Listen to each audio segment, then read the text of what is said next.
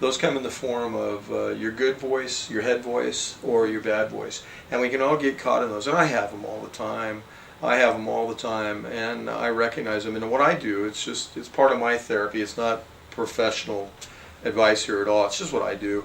And when they come, I do the dumbest things. I go to the simplest things. The negative voices tell you, you're not doing it good enough, you're going to fail, oh my gosh, what's coming around the corner, instead of focusing on this wonderful day to day, or maybe you're going somewhere to meet some friends for something, but Monday's coming and you don't have this thing, you don't know about something at work that's going to happen, so you focus Monday on this stuff, but it hasn't come and you know you'll get it done, but you're just worrying about how it's going to turn out, so it takes you away from this moment where you could expend with friends and family and what have you. And your focus is off. So your focus is off, and what you have to do is you have to feed the good voice to get that focus back on.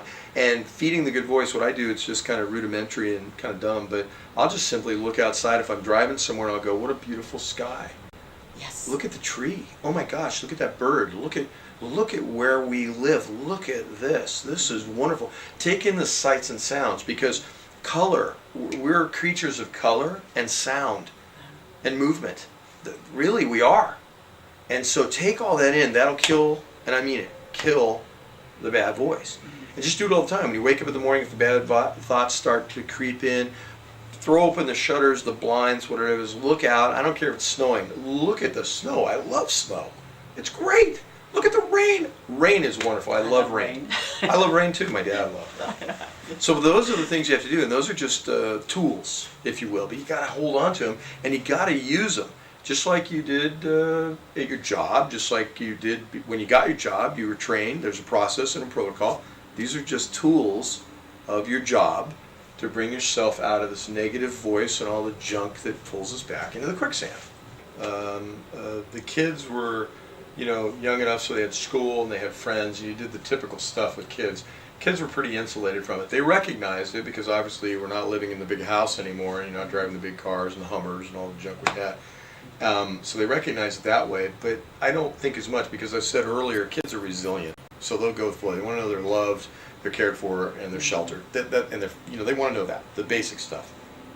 Pardon me. My wife and I, we found music. Music was our saving grace. So tell me about that, because I think this is great. Well, I played the flute in the accordion first. Started out with the accordion. My mom said she wanted something that was portable. Oh, very good. And so she got an accordion for me. It didn't work out so well with the cheerleaders. I wasn't very popular with the cheerleaders. And I asked her, I said, Mom, what about a guitar? Hadn't you ever heard of a guitar? They're portable too. But anyway, so that didn't work out too well. So I was an accordion player for 8 years, and girlfriendless when I was a kid. And then I switched up and I played the flute for a little while. We're not even going there. I have no idea what happened there. And that was years ago when I was a kid. So I had music. I could read music, and I learned to read music. Decades later comes the hardship, and I started in just before that. I'd started in about 2 years before. I got a urge to want to try and play again. I had some friends that I'd met through church and that were playing, and not church music. We also did that too. I played in my praise band for 10 years at church.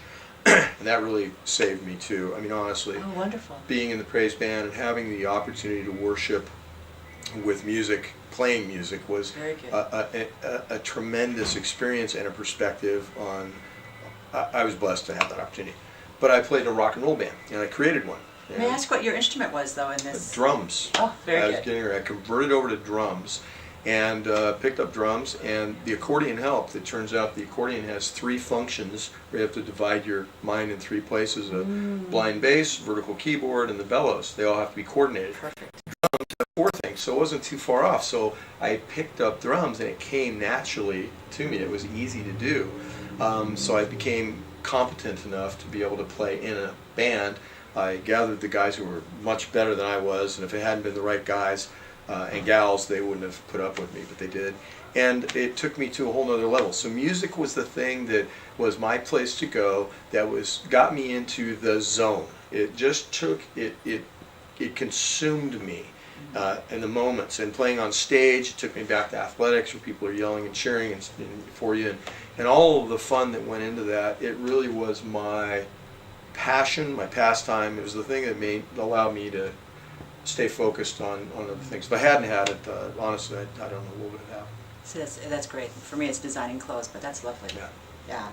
So, I mean, that's great. And so, and that was a complete, not to go far, but that was that's a paradigm shift in my life. I mean, think about that. I mean, really, no music, to music, and then diving into it fully. I mean, I was on the drum kit 3 hours a day, learning to play the drums, and for 10 years, and just really pushing that along.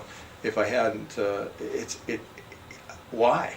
So it's really something completely out of norm for me, and I think maybe that's where you're leading. I think you need to find something that is that intermezzo, that thing that breaks the chain.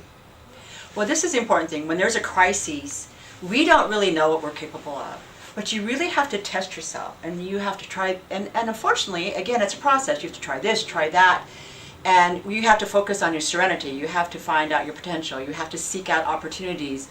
You have to develop your skills. You have to learn. Basically, you must learn, you must practice, and you must apply, no matter what you're doing. Whether it's music, whether it's dealing with your children, whether it's finding the job or volunteering to find out other sources or avenues, or just learning a new subject. Gee, you know, I always thought I wanted to learn how to do communicating with the, what do they call it, sign language. Like, maybe you wanted to learn that. Well, you can probably find some affordable courses, or possibly, even online, probably. or even online too. But anyway, exactly. But motion forward. Right. So yes, basically, and as far as our resources, I mean, even the library offers free books, free online.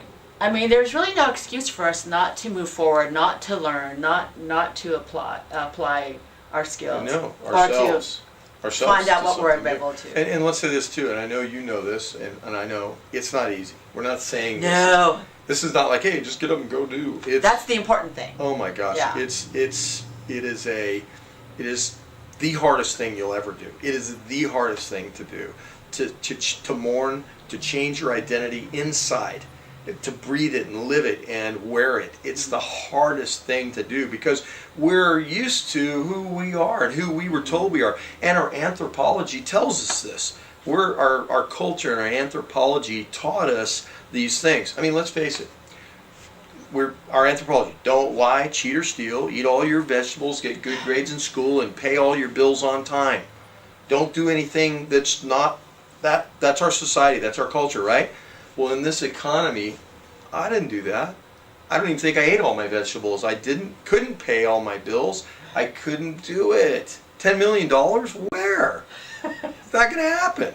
So I was caught up in this whole thing my dad said and letting my parents down and how I was raised. Whoever it is, it was for me, my parents, it might be somebody else for you. But I was letting them down. And I'm a failure because of it. But I couldn't do anything about it. So which cliff do you jump off of? I was forced. I went with, that's the only one you could go down. So it's very difficult to go through all that and then try to then turn around and go, okay, now I'm going to be positive. Now let's learn how to play the drums. Yeah, I've always wanted to play the drums. Or hey, let's get into horticulture. Or let's learn to sew. What? How do you do that? I'm depressed. I don't have any money. I can't get a job. What? You gotta kick yourself in the butt. You gotta get up and you gotta do it. And I said earlier, the Lombardiisms. It doesn't matter how many times you get knocked down. All that matters is if you get back up. So if you're down, you can't stay down. You crawl until you can stand up, like a child, Right. and you walk until you can run. That's right.